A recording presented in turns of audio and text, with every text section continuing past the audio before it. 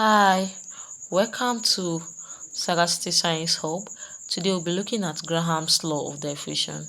Graham's Law of Diffusion states that at constant temperature and pressure, the rate of diffusion of a gas is inversely proportional to the square root of its density or molar mass. This is very simple. When we talk about the rate of diffusion of a gas, it simply means the volume of gas that spreads in a given time, and this rate is inversely proportional to the square root of its density or molar mass. Having stated Graham's law of diffusion, let us now derive an equation that can be used to compare the rates of diffusion of two gases and solve related problems. Note that Graham's law can be used to compare the rates of diffusion of two gases under the same condition. Okay, let's R be equal to rate of diffusion.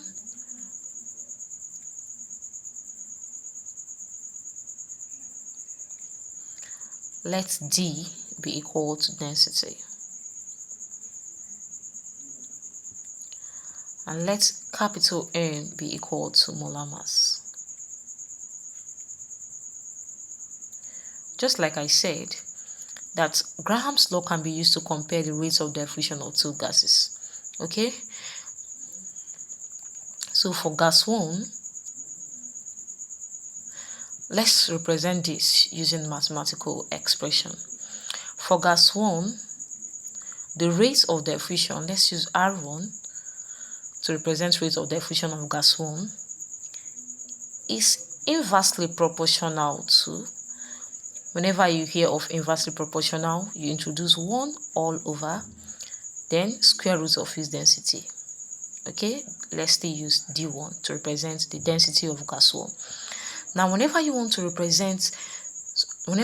remove proportionality sign, you introduce a constant, okay, and then introduce an equality sign. That is, R1 is equal to K all over square root of what? Density 1. So let's call this equation 1. Then for gas 2,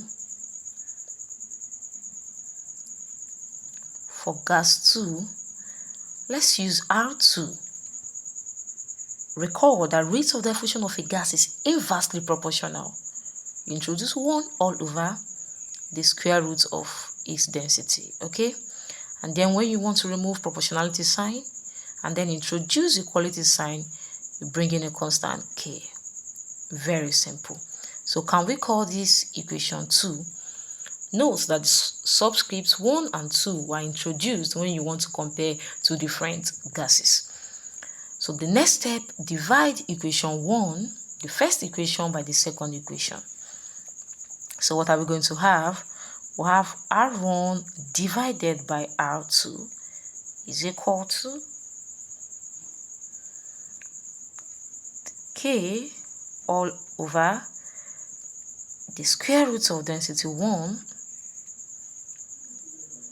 divided by K all over the square root of what? Density 2. This is very simple. So this is R1 all over R2 is equal to, this can be written as K all over square root of density 1 divided by K all over square root of density 2. Recall that when you have division sign in between two fractions, you change it to multiplication.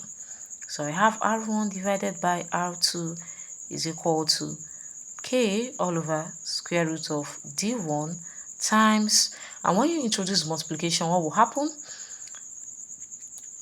At the right hand side, the numerator will go down while the denominator will go up.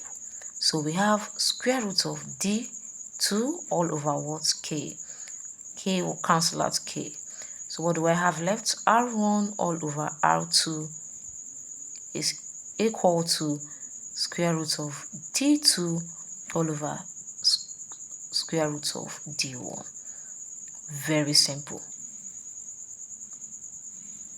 So you can use this to solve questions under Graham's law of diffusion.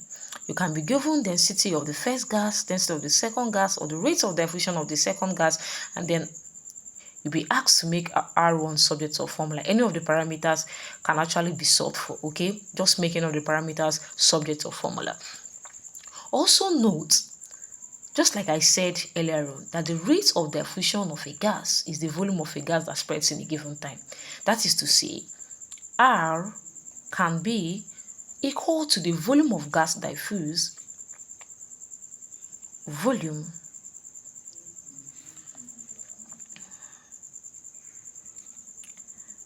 of gas diffused all over time taken, which is R is equal to V all over what? T. Note this. In my next video, we'll be solving questions under Graham's law of diffusion. Bye and see you in my next class.